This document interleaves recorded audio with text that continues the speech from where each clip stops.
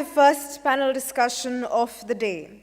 The topic for this session is Men as Diversity Partners. I now invite our moderator, Ms. Jonna Gerken, FY18 President of Society of Women Engineers, up on stage.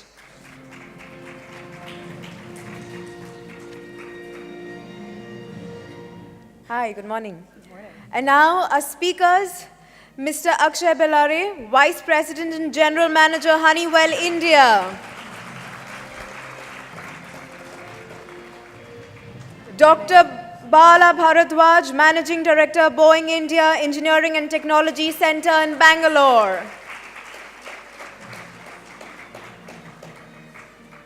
Mr. Anil Gupta, Engineering Director, Eaton India Innovation Center.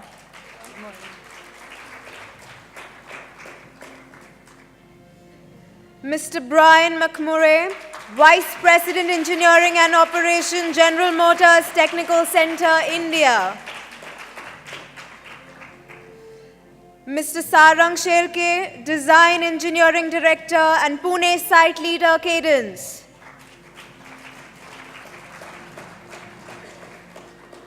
And finally, Mr. Ravishanka, Mysore, Vice President, Engineering, Global Engineering Center, India.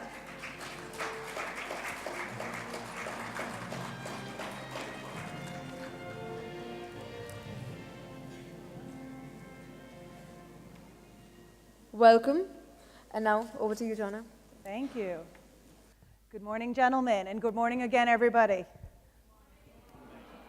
Yes, we had rules, remember? Good morning. So thanks for your patience.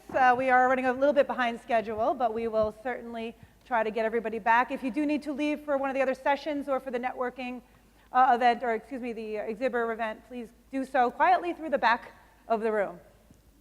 So gentlemen, we have some prepared questions, and as usual, if anyone in the audience has a question, please raise your hand and wait for a microphone and to be recognized. We do have a large panel of wonderful guests here, and we'll try to make sure everyone gets a chance to say something. The mics are right in front. In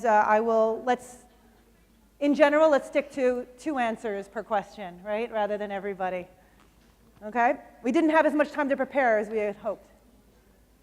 So the first question related to our morning keynotes, diversity and inclusion, which is the theme of most of our event here. We talk about training, a lot of focus on D&I training, usually at the employee level, but it's really more important in most of our eyes that the training is done from the top as well, from the manager training. So is there different type of training, or what do you see as the types of training that might be different between executive and manager levels versus employee level training? Maybe I'll start off. Okay, thank you very much. We go through training for all employees, but for me, when it comes to executives, it's much more than training. It's really about the experiences that you go through by interacting and listening to the workforce that is hopefully very diverse. In this case, in India in particular, listening to the issues that women face is very important to me. And if I don't listen to that, then I'm not able to solve some of the issues that we deal with. You know, the metrics we tend to measure are the percentage of, women in the workforce and so on and so forth. But to me, that is the output of, it's a sort of a lagging indicator. A lot of the things that we need to address are sort of the inputs to that, right? And some of the things that I have learned, for example, a couple of experiences that I went through many, many years ago. One of my colleagues was complaining to me because our manager was setting up meetings at 6 p.m. Worst time for a woman to be in a meeting. And her frustration kind of taught me that, that is really a behavior that men should avoid in the workplace, because that is precious time for a woman to deal with some of the other pressures of family that they have to deal with and so on and so forth.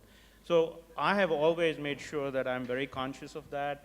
I'll never set up meetings, and if I have to set up a meeting at 6 p.m., I make it optional for anyone, whether it's women or men, if they have other issues to deal with at the home front.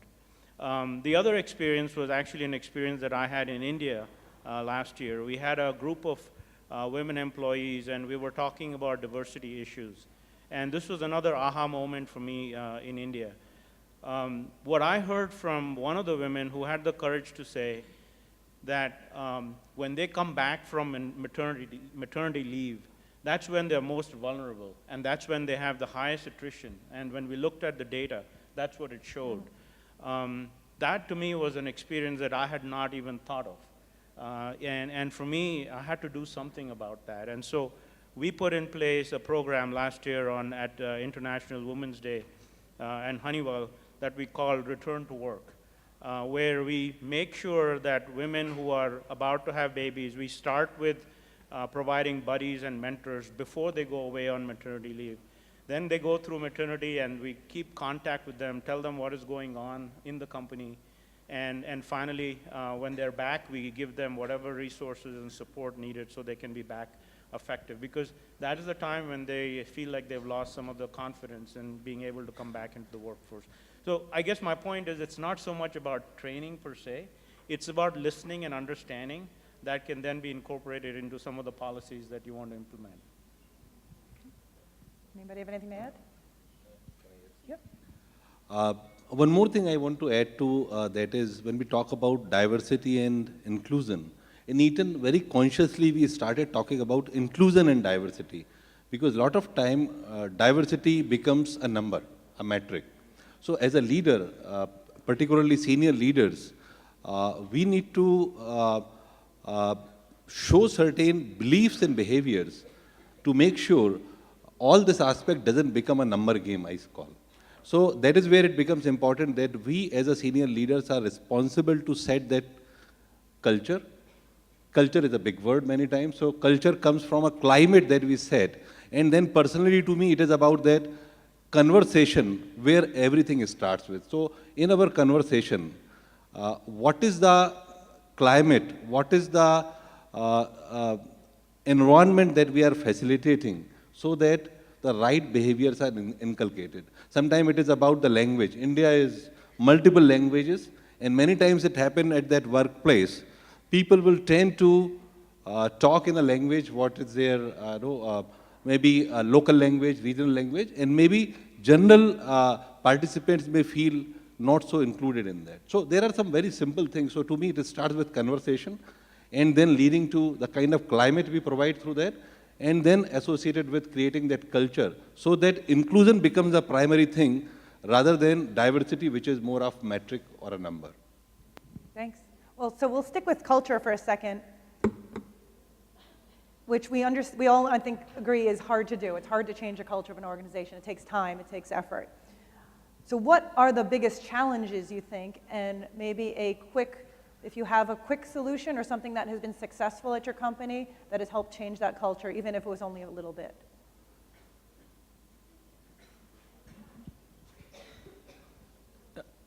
You're right. Changing a culture is extremely challenging. In what I would call, it's just downright bloody hard work. With that, I think some of the things that help change a culture is consistency. I think if you have a leadership who understands why we're doing the cultural change, if you're not at the top levels understanding why you want a cultural change, how can you expect the rest of your management teams and your people to understand it? So really making sure that, number one, top leadership understands the why, understands that they connect to the why, and then when that happens, now they'll start to embody exactly what you're trying to do, and their actions will speak louder than their words. And I think when you're trying to change a culture, particularly with something as interesting as this, where the benefits are enormous, we want to spend a lot of time helping people understand that if your managers are supporting you and the culture is one of inclusion where they know it's genuine and there's safety with the manager, right? The manager gives everyone safety. It's not just about men and women either. It's generally around how people perceive the overall organisation's inclusion policies. So with that, if from a overall cultural transformation standpoint, if you can make sure that your leaders continue to embody it, apply consistent pressure, Don't try and do these one-off sporadic initiatives, because that's like the flavour of the month. And when you see the flavour of the month, you'll just try it for 1 month and then you'll let it go. And so don't do flavour of the month. Make sure it's consistent and timely and sympathetic to the type of work that you're doing within your organisation. Thank you. So I just want to tell some of the things that we are doing within our company as to how we are changing the culture. So apart from training and mentoring that Akshay spoke about, what we have done in our organization is we have actually created a group, an employee resource group called Females in Engineering. The acronym is Feminine. What has helped because of that is that it has brought in a lot of focus to enable women in engineering to progress in their careers. So this is something that has to be done very consciously. Creating a group like that will provide a lot more visibility to the women who are already working in the organization. So, and this particular group is actually essentially, all the women in engineering in our organization, they come together and they come up with, several plans and several activities which will help women to, progress in this organization. So that, creating a specific group like this sends a very strong message across the organization that we are very serious about, improving the gender diversity. Well, quick question. How many of you belong to one of your diversity employee resource groups? Everyone. Okay, so they all do. That's great. Thanks. So let me go back to the audience. Do we have any questions yet? Okay. Oh, we do have one right here in the front. There's a mic coming. Several, I think. And please introduce yourself as part of your question. Hi, I'm Sudha from Intel. I had a question on the micro-inequities that women face, especially when the diversity and the inclusion conversation comes out. So do you have any thoughts on how do you handle this, and how do you really identify this? Handling is the second part. Even identifying that becomes a challenge at some point. Micro-inequities.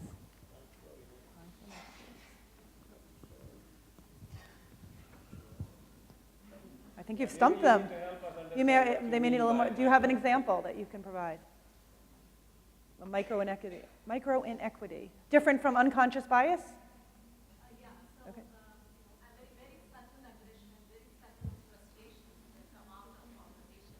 Sometimes we don't even identify that. So, and that boils up and... The subtle aggressions and the subtle conversations and the subtle biases that we don't, it is not gross. It's very subtle. So how do we even identify them, and how do you handle them? I'll have a go at that. I think what you're really referring to is, just that, I'll call it the corridor discussions that you may hear, or that passing by discussion that says why you can or cannot do something. And again, one of the things that I will talk about that we do at General Motors, we don't do training as such in this area. Training implies you're going to sit some people into a room and preach to them from PowerPoint slides and hope they take something away. What we actually do is really what we've deemed experimental workshops and gender sensitization activities. And let me give you a bit of a feel for how that works. What we do, and we do it with all the leadership, and then we go down through the managers as well, where we talk about, let's take men, let's take women, let's take gender neutral, let's look at maybe disabled people, let's look at what our biases or our roadblocks that we think are preventing them doing their job. So if I just pick on some typical ones for women that we've talked about today. What happens when the woman gets pregnant? What happens when the woman goes on maternity leave? What happens? How does she get to work? Does she have to get home late? Can she do stretch assignments? All of those things. And so when we do these experimental, really lab type of activities, we get the managers together, and they've come up as a group, and they have to have sat down and gone through a list of, here's all the things that we think are roadblocks that are going to prevent that person doing their job. And this is where the interesting part comes in. Now the team picks out one of those people, And the team now starts to literally tie up the person that they've nominated with string or rope or rags or something as a way of showing that we're inhibiting people doing their jobs. And so by the time you do that, and if I pick on one example that was done recently where we took a manager and went through a whole bunch of biases around disabled people and how would we bring disabled people into the organisation. By the time we'd finished tying him up, he was blindfolded, he was hands tied, feet tied, couldn't move, but then we asked him to do a simple task like go and get a glass of water, and he couldn't do it. And so that was so impactful for the whole team to see that we didn't mean to handicap that individual and say they couldn't do it, but our own bias of what they couldn't do then prevented that person doing anything and made that person feel quite frankly horrible. What was interesting is the manager that was picked out to do this activity is what I would refer to as one of my more stoic managers, and very had a lot of bravado about him and was very strong and very, basically very manly in his approach. It humbled him to the point that he couldn't sleep for 2 days after the activity. And that got him thinking, and he would never normally have thought like that. So that's one example of where when we try and understand the views from other people's shoes and try and make sure that some of that little gossip and that things that you've talked about, the micro messaging that's out there that says you can't do it because, or you shouldn't do it because, when we put ourselves in that position, very quickly you start to see your team starting to change. So that's just one example of how we've tried to get at what I think you're talking about. Sarang, did you have? Just to add to that, I think it's important first actually to make sure that the gross level inequalities are addressed by the organization. I think that's still a big problem, and then we can talk about the micro level inequalities as you mentioned. And for the micro level inequalities, I think the important part is the managers actually do play a very key role. And it's not so much about training, and I agree with you that it has to be done through more interactive workshops. And at Cadence, what we do is, one of the things is these managers basically would have meeting with the D&I team specifically to understand basically issues across the team. What's important is if the issues have been identified across one team, how do they get communicated to the other team and how the other managers actually learn from it. And this sharing of the learning is very important, and I think we do take specific efforts for that. The prevention of the micro inequalities is difficult. They actually only when they surface and they become an issue. But what can be done is once they are known, they need to be known across the organization so that the more preventive actions can be taken so that they don't replicate across to the other groups. Thank you. And we've brought you all here today because you are considered change agents for your company when it comes to diversity. What is something that you've learned, either a surprise or something really in what we just mentioned, humbling? What is something that you've learned as being part of that personally versus for your organization? Let me go at this. What I have learned is that we all are in a big hurry. We look at the statistics and then say that, how come we don't have 50% men and 50% women? I think we also need to think about a little bit of history in terms of how we are where we are, or why we are where we are. You go back to, Nilu's example about, one officer among so many, or if I go back and think about the time that I was attending college, we didn't have 30% women in my college. We had one girl, 250 boys in our engineering college. So compared to that, so that is what has led us to where we are in terms of many more men in leadership positions and so forth. But what we can do and should do, I guess, not so much of a revelation, but something that we all need to be aware of, is that when it comes to talent and capability, there's really no difference between men and women. In fact, there's no difference between other kinds of diversity as well. When you go back to the United States, for example, you look at blacks or Hispanics or even Asians, because Asians are a minority in the US, there is really no fundamental difference in talent between the different groups of people, gender-based or other parameters that create the diversity. So as we go forward, I think we certainly not only have the opportunity, but also the obligation to make sure that we don't fall back into the old stereotypes.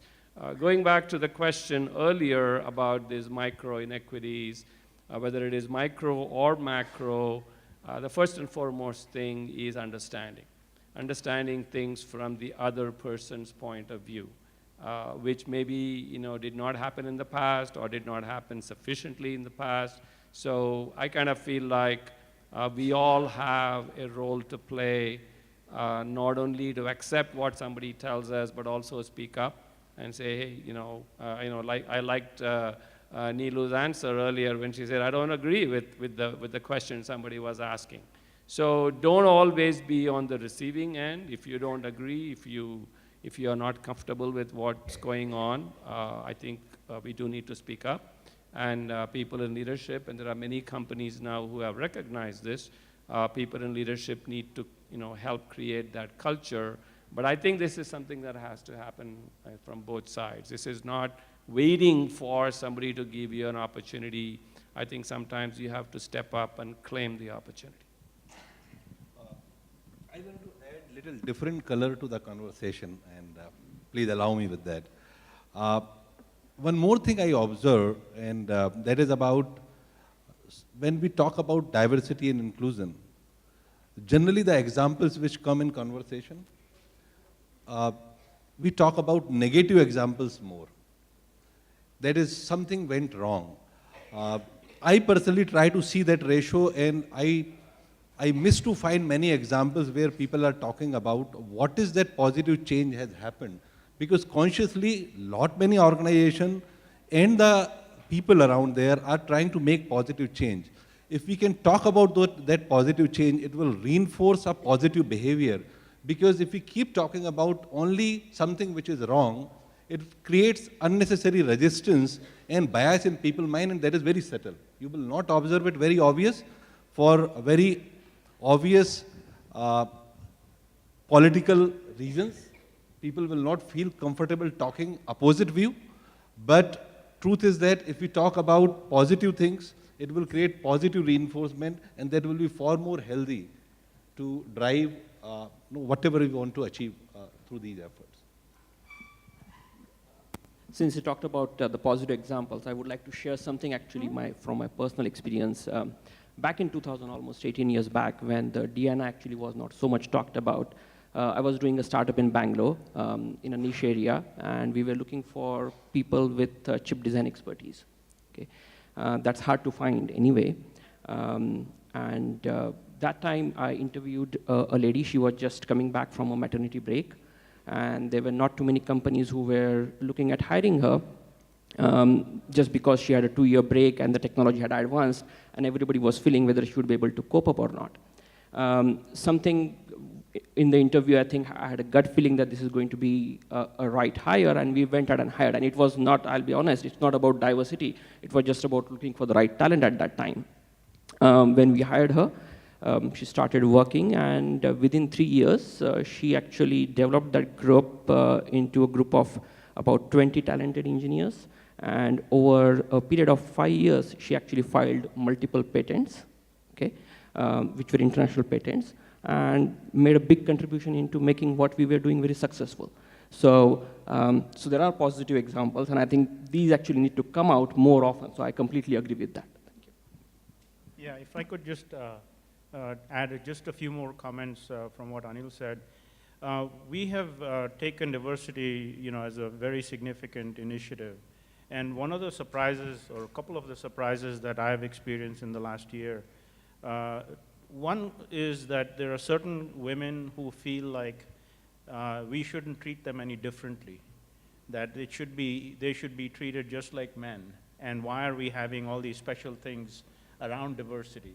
And that was a little bit of a surprise to me. And actually pleasant because they want to be treated equally, just like the men. And why have all these special things that we do for women? That was one group of people who are women who felt that way. And then there were other groups of women, and I'm not saying there are too many of them, but there is, in some cases, a little bit of this I'm a victim mindset that can creep in. And you have to be careful about that as well, because in the end, we're trying to drive equality, we're trying to drive, no discrimination in the workplace, and it should all be gender neutral and so on and so forth. So I guess, those two were different ends of the spectrum. So as I think about diversity initiatives, I have to figure out what is the right way to deploy these, keeping in mind you have both types of groups that are out there. Thank you. Is there another question in the audience? Oh, we got a bunch in the front here. There's mics coming around. Hi, I'm Shruti from Dow Chemicals, Chennai. Actually, I would like to mention that I joined Dow last year, and my husband also joined together with me. Dow provided us an equal opportunity to join together. So, but I feel at the same time, there are not many companies promoting spouses joining together or any family member joining together as well, as they feel that they have a personal relationship which may alter the professional performance or something of that sort. So talking about the diversity, hiring and all those things, I would like the panelists to answer my question. What's your take on hiring spouses together if they have right amount of experience and caliber? Yeah. Thank you. Great Thanks. question. Yeah. I can take this one because I have one of our employees who's sitting in the audience here, whose husband also works in the same organization. So in Honeywell, and Sukanya is right here in the third row. So we do have many situations where both husband and wife work in the organization, and we encourage that because, frankly, it helps us from a retention standpoint as well.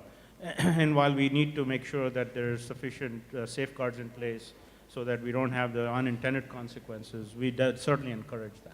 Right, thank you. Yeah, I'm from Boeing, and in the larger Boeing company, we do have cases where husband and wife, work in the organization. Usually, they don't work in the same department or the same reporting structure.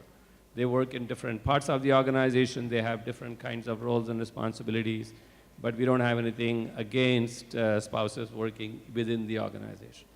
But would you go seek proactively? I think our question is about hiring them, right? If you have a male candidate who happens to have a wife who's also an engineer, would you be more willing to? As long as they are not in the groups which are in the same group. As long as they are in different groups where there isn't a. In fact, the idea of not hiring people from the same family, actually, it's not even husband and wife. It could be father and son or father and daughter kind of situation. That is also based on not creating a different kind of bias. On the one hand, we are trying to avoid biases, but if you have family members in the organization, it promotes or increases the probability of having a bias situation. That's usually why organizations say that you need to be in different parts of the organization. I don't have any examples of hiring spouses. But we have seen a lot of employees becoming spouses in our organization.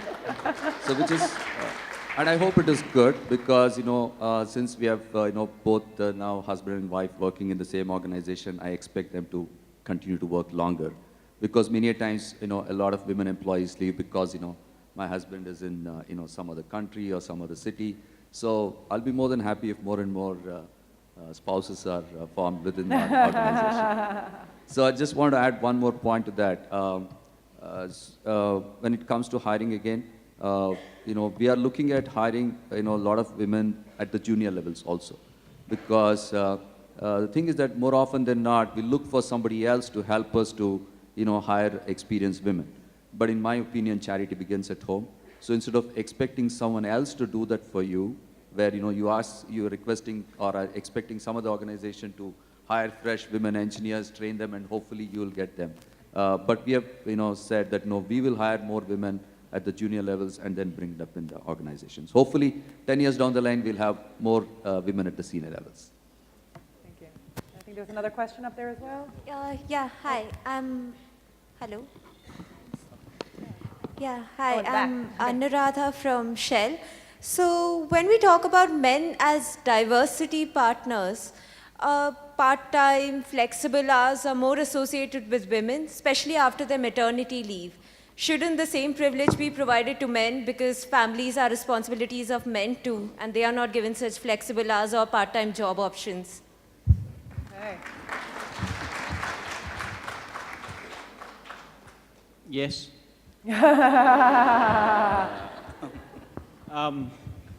Actually, I couldn't agree with you more. And again, it just gives some examples of some of the things that we've done within General Motors and particularly here locally.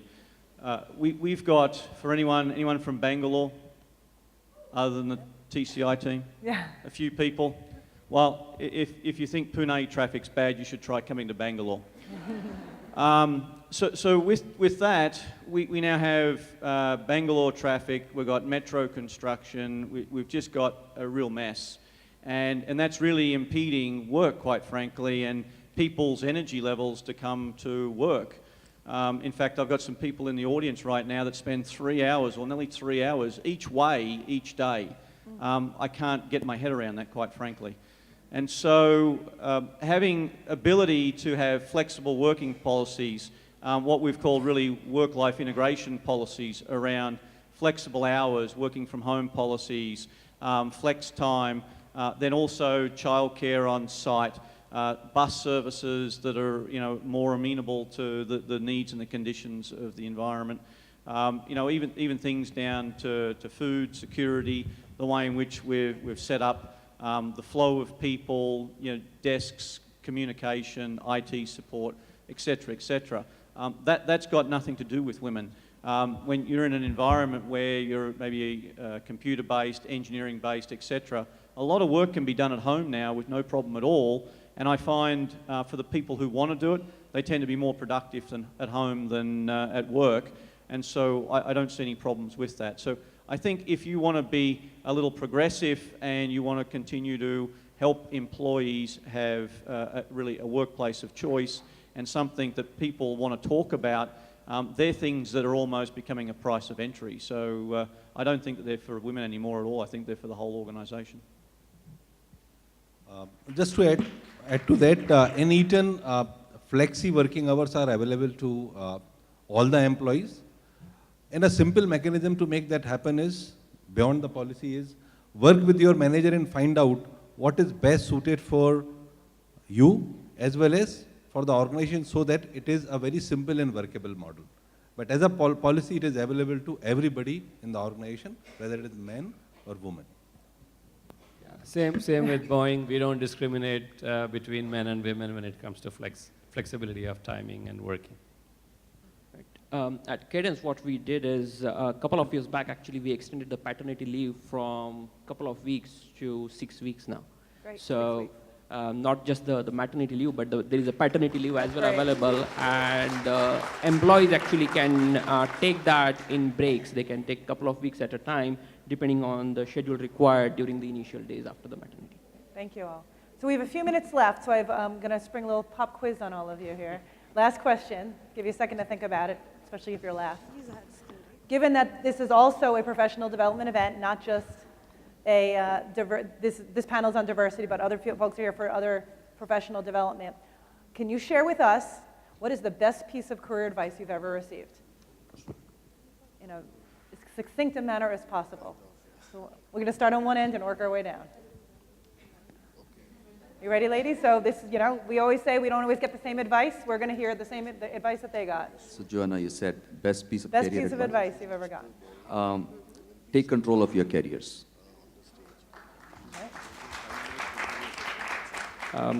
The one that I remember clearly is value the employees more than the customers. Value your employees more than your customers. The career advice that I'd received was, if you don't love your job, you won't be the best at it, and you need to be the best at your job. and then help other people, because helping other people will be recognised by the organisation. So love your job and help people. Believe in yourself and in your capability. Wherever you are all because of only your capabilities and merit of it. Mine is similar. Be excellent at what you do, because if you become excellent, people will come seeking for you. You don't have to knock on doors. For me, it's been surround yourself with the best people and get out of the way. And if anyone's curious, the best piece of advice I've ever gotten was to leave a legacy. And no matter what you do, no matter where you are, leave a mark so that everyone will remember you after you're gone. So thank you all for joining us tonight. Thank you, gentlemen. We appreciate your time.